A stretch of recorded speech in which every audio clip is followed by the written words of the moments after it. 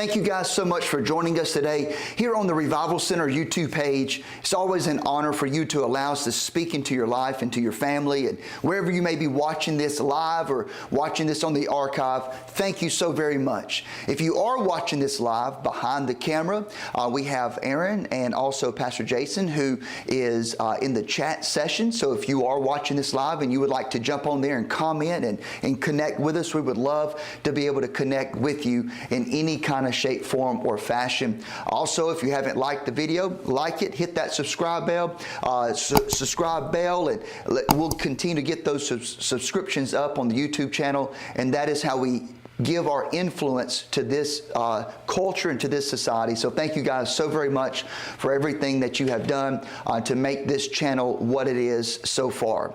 So with that being said, we're going to continue this teaching of euthanasia, of suicide, end of care life, abortion, those types of things, really just about the sanctity of life in general. Obviously, as Christians, we believe that God is the giver of life, and therefore life is to be valued, whether it's in the womb or outside of the womb. At the end of life care, we're to provide life, and even during this life that we live, when you hit hard times and you hit valleys, that suicide is never a valuable option or something that should be done in anybody's life, because we value life.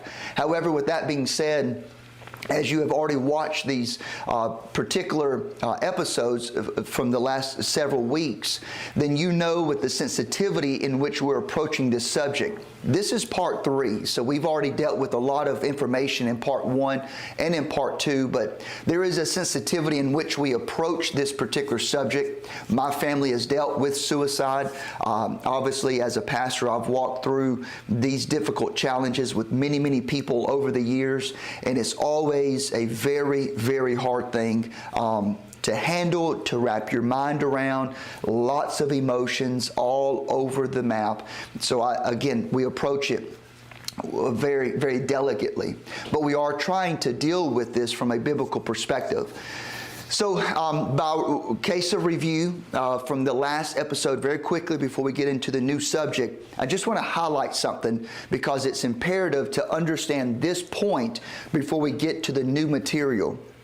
So one of the difficulties that we struggle with as human beings is suffering. It's understanding human suffering and how to approach it. We don't understand it. We want to try to escape it. And I feel like in a way as Americans, this is a Western thing, a Western cultural thing from my travels around the world and dealing with missions and other cultures. We feel like if I get good grades, if I stay out of trouble, if I work hard, if I do all these things, then nothing bad should happen to me. That if I cross all my T's, dot all my I's, if I exercise right and I don't drink Coke and I do all these things, again, I should live healthy and no issue should ever come to me. And we try to arrange our life in a way that keeps us away from suffering and pain and those types of things. And then whenever we do go through something hard, we don't understand it. I got to know why. Why did my parents get a divorce? Why did I get cancer? Why did the car wreck happen? Why did my children turn out the way they turned out, or why this or why that? And we don't know how to handle suffering and pain and hardship because we have this false expectation that if I do everything right, then nothing bad is ever going to happen to me. And then we blame Jesus, and then we blame the preacher, and then we blame the church, and then we say it's a bunch of hypocrites, and this doesn't work. And we just begin to try to figure out, why does my life happen the way it happens? I thought if I do this, then everything is going to be great. I think some of that is a product of commercials, just to be honest with you. I think some of that is a product of the American dream, being propaganda, having propaganda shoved upon us, even from an American standpoint, because none of those things are true, and none of those things are factual. Bad things are going to happen to everybody because it's a product of living. But other cultures, say in India, or even in Africa, the Middle East, other places, they embrace suffering in a different way. They look at suffering in a unique way from their cultural perspective. So when you read the Bible, you got to remember the Bible was written to an actual people, which is the Middle East. It's an Eastern culture. It's not Western culture. It's Eastern culture. And so they didn't have... They looked at suffering not absent from God, but they saw God in the suffering. So for us, when we suffer, go through suffering, we start trying to blame, find excuses. We see it in Job, even in the book of Job, trying to understand it, trying to blame God, curse God, and die. But as a Christian, as a believer in God, we go through the suffering with God with us. So that's one of the biggest differences that we're having to deal with this particular subject. So our difficulty, again, this is review, our difficulty in understanding God's activity in death is matched only by our difficulty of understanding His activity in human suffering. From the biblical perspective, suffering is potentially purposeful and refining. We don't want to hear that. We reject that totally, but that's a true biblical concept. From the perspective of the proponents of suicide and euthanasia, suffering is meaningless, degrading, it is to be avoided, and if possible, eliminated. So those are the two differences there. So let's get into the new material. So the biblical perspective suggests a life-affirming alternative to suicide for the terminal ill. We acknowledge that fear and helplessness and pain, depression and isolation are all real factors that we deal with whenever we're going through an illness. It also provides in the person of Christ a worthy example of compassion, involvement in the suffering of others, which may lessen the very pain and distress that motivates the death wishes. So when you combine the effective medical care with emotional and spiritual help. Those are the two keys. You got to have the emotional health, but you also have to have the spiritual health. What you have now is something called the hospice movement, which has demonstrated that few individuals request assisted suicide once their pain and symptoms are addressed. A hospice president once said this right here: "The public perception is that people are choosing suicide every day.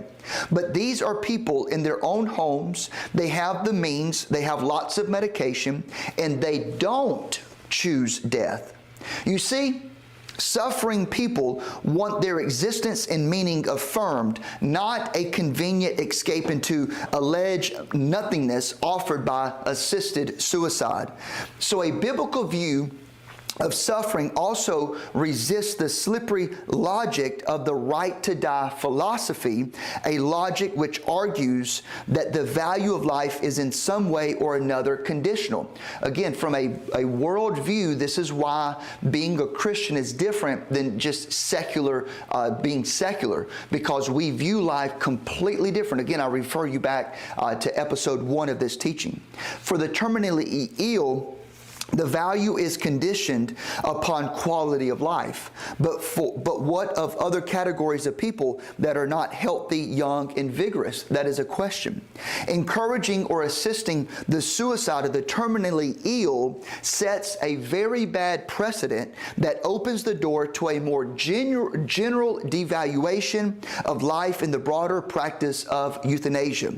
Even the American College of Physicians has expressed concerns that assisted suicide may lead to actions against the poor, against the chronically ill, the demented, the disabled, and the very young. History justifies his concern. It was the German physicians in the 1920s that began to entertain the notion that there is such a thing as a life not worthy to be lived, and to embrace the practice of euthanasia for the chronically ill. Later, that was spread throughout the German population of unfit persons. So again, I encourage you to Google this and to look this up.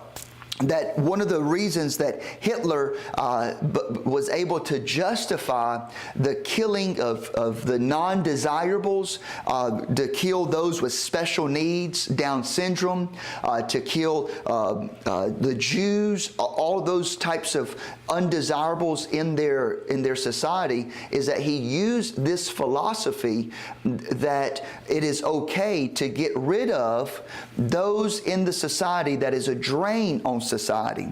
So in other words, if you believe in a utopia mindset, a socialist utopia world where there is no pain, there is no sickness, there is no disease, there is no illness, then what you have, if you have that worldview and you put that above human life, then whenever it comes to starting to make decisions based upon utopia or human life, you start to get rid of and devalue human life so that you can have your utopia idea, this idealized version of a society or a culture. And so that's where he got it from. It's from this assisted suicide, this euthanasia mindset that Hitler justified to himself and to the people, that it's okay to kill 6 million Jews. It's okay because it's going to make us better. It's going to make the German nation better. They are a drain upon us. That's how he was able to justify killing millions of non-desirables, those with Down syndrome, those that are chronically ill, those that have mental issues. He just killed them. He just got them out of society for the greater good of the German people. And this is where this sick mindset leads to. There's no stopgap. Whenever you begin to think that it's okay to kill an 8-month-old baby, and you're good with that, and you see nothing wrong with it at all. Well, you're not going to think nothing about killing an 89-year-old person who has dementia, Alzheimer's, who doesn't know if it's Sunday or Monday, they don't know the people's names anymore in their family. You would say, you know what, it would be the humane thing to do to just allow that person to die and get them out of their misery. No, it's not okay to kill the 8-month-old baby, and it's not okay to euthanize an 89-year-old person who has Alzheimer's. It is of the greater good of society to protect those that are less fortunate among us, being an 8-month-old child and an 89-year-old individual who is dealing with Alzheimer's. And that's the divide. That's the difference, ladies and gentlemen. That's why we're doing this teaching today, is because if I'm a born-again believer, if I am a Christian, if I follow Jesus Christ, then I value life nonstop. At every part, I value life.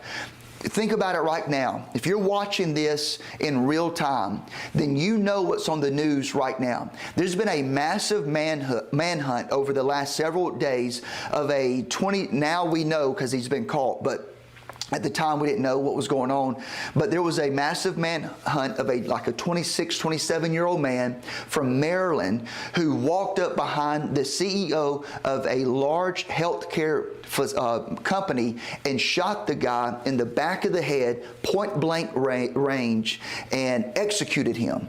Now, here's what's astounding that's happening in our culture right now. Again, if you're watching this real time, you can verify this.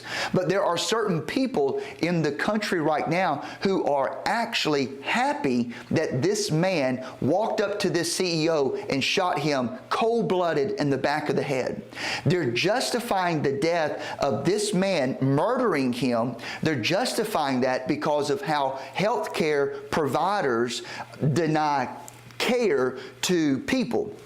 And so they're saying because the healthcare providers deny healthcare to people, then it's justified to walk up and to shoot this guy in the back of the head, not valuing life at all. It's the same concept that you see terrorists employ. For example, the conflict that has been ongoing in Israel since October the 7th, 2023, I believe is whenever it happened.